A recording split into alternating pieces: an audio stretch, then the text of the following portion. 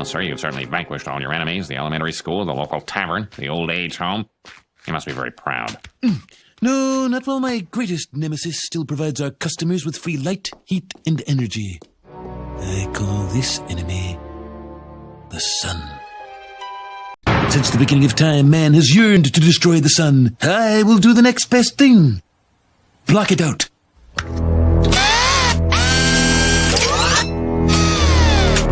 Good God! Imagine it, Smithers.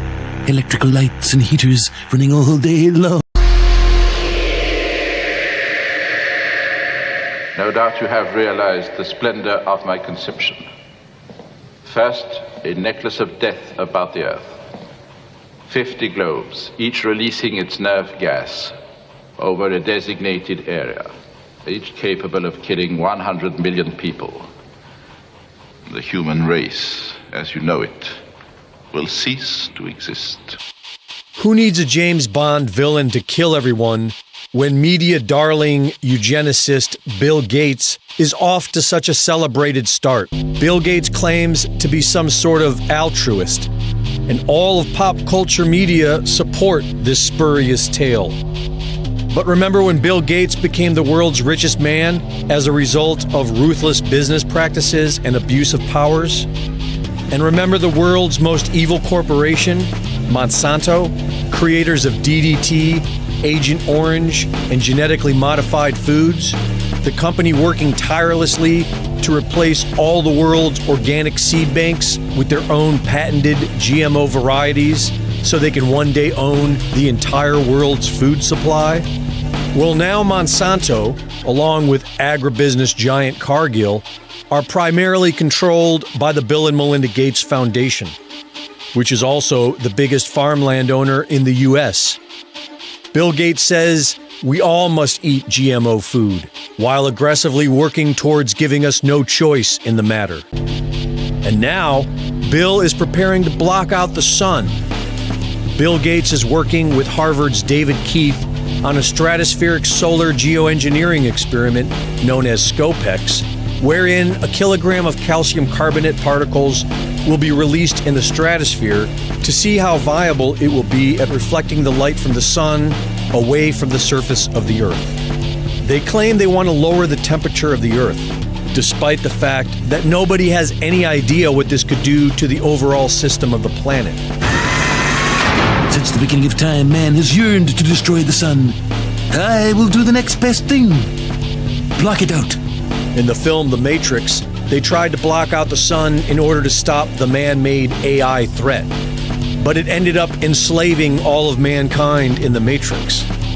In the film Snowpiercer, the world tried blocking out the sun to stop global warming, but ended up triggering a cataclysmic ice age. And in the dystopian reality that we live in today, Bill Gates wants to save the world by blocking out the sun. We are told to trust him. We are told to trust the science, even though the so-called science is wildly theoretical, inconclusive, and universally challenged. Bill Gates does indeed embody the characteristics of an evil James Bond villain. But the real villains are obviously the degenerates of world governments and mainstream media who allow this damaged, deranged old man in a pink sweater to play out his father's dreams of depopulation and eugenics on the world stage, while at the same time protecting the big banks and multinational corporations who are orchestrating this entire war against humanity. Who actually allowed Bill Gates to make this decision? So Bill Gates has just been approved to go ahead with spraying his chemical aerosols into the atmosphere, the chemtrails, that literally are going to create clouds and block out the sun reaching Earth for climate change. This is the biggest load of BS that I've ever seen, and I can tell you why.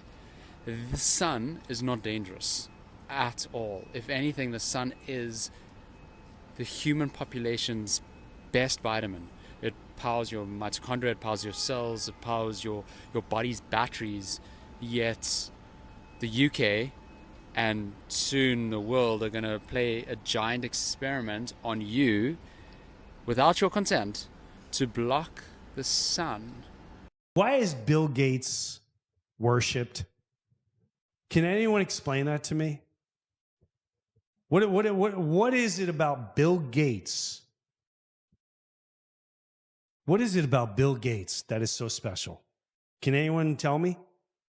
How does a man like this, with billions and billions and billions of dollars, get to say, I want to block out the sun? Did you hear about this?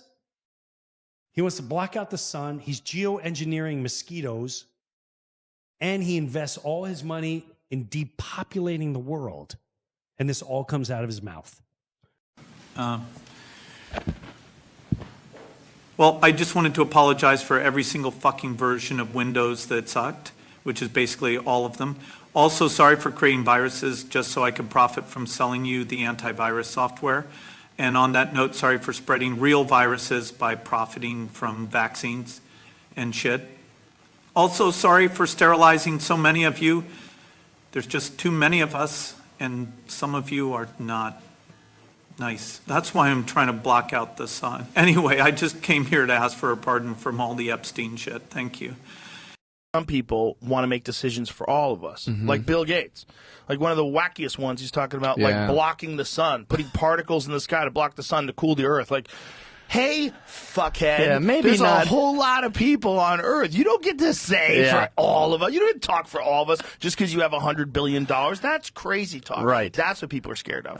What people are scared of is that when you really do have ultimate money and ultimate power, with most people, there's this desire to control people. It's part of the gig. And some of them, when they decide they don't want to go into politics, they start like influencing things behind the scenes. They start donating. They have funds. They have a giant fund, and their fund donates to all these different organizations. And in Bill Gates' case, it prevented them from criticizing him because the Bill and Melinda Gates Foundation, they donate all this money to these media corporations and all these companies. Look at all the money we've given you to help global health and whatever the fuck it is. But what it really does is it buys off people from criticizing 100%. you. And then you start doing wild shit like telling everybody they should eat plant-based food and fucking buy whatever all the they want you to do. You start controlling people. There's like people like to pull strings on people.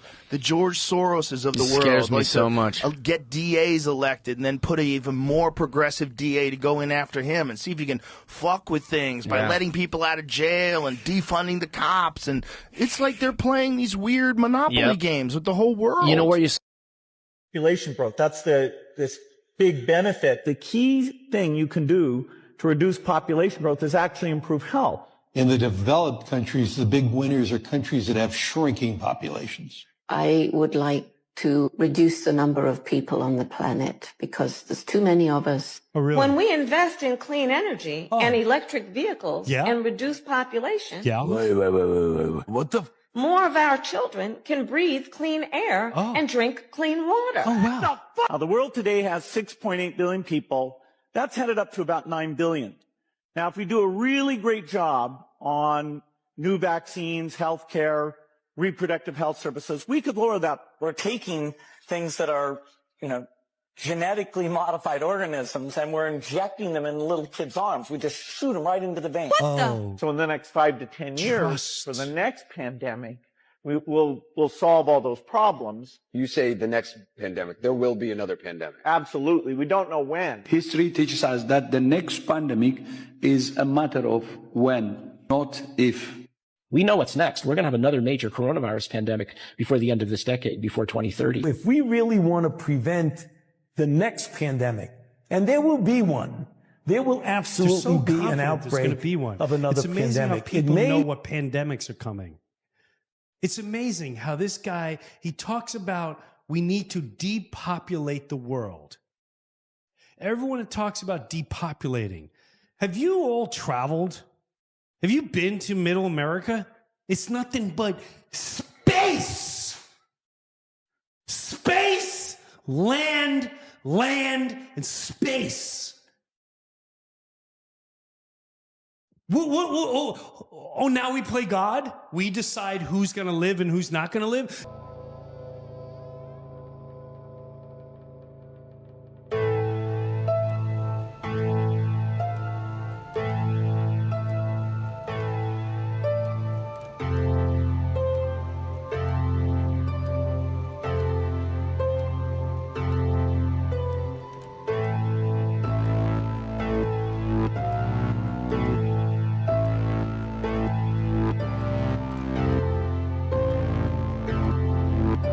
in Africa, you can live your whole life and never meet a real doctor.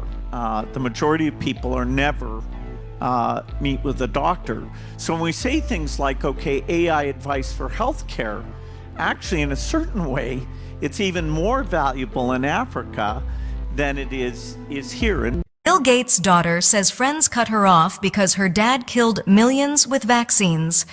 Bill Gates' daughter, Phoebe Gates, has revealed that friends cut her off when they learn how many tens of millions of people have died around the world, including millions of children in Africa and Asia, as a result of her father's vaccines. The globalist billionaire, whose wife left him after he refused to end his close friendship with convicted pedophile Jeffrey Epstein, reflected on the conversation with his daughter as the highlight of the Netflix docuseries. He later wrote on his blog, Gates Notes, that Phoebe helped him understand how misinformation disrupts progress, particularly in areas like women's rights, and how online threats can silence those who advocate for change. Did you know that Bill Gates is the largest private owner of farmland in the U.S.? He owns 270,000 acres. What does the computer boy want with all that land? For me, I really like corn. What do you like about corn? It's corn. A big open up. It has to choose. I got a more beautiful thing. It's corn. I can tell you all about it. I mean, look at this thing. When I try it, but I don't anything change. It's corn. Well, the Gates Foundation has partnered with DFID on a great number of things, and among those are work we do together on livestock, helping animals survive either by having vaccines or better genetics, helping them be more productive. It's making a big difference. I was down in Ethiopia seeing how chickens are out there laying more eggs, getting more nutrition, and even some small savings into the household. So, in the testimony, there's a particular reference Epstein makes to Africa, and he says, I do a lot of work in Africa, and he refers to Africa as fertile ground for experimentation. And so it turns out that Epstein was a major funder of this weird artificial intelligence lab being created in Ethiopia that's tied to the scientist who's overtly transhumanist that he funded extensively named Benjamin Goertzel. Goertzel is, for example, head of Humanity Plus, formerly the World Transhumanist Association, which is an entity that Epstein funded in addition to funding Goertzel's own work.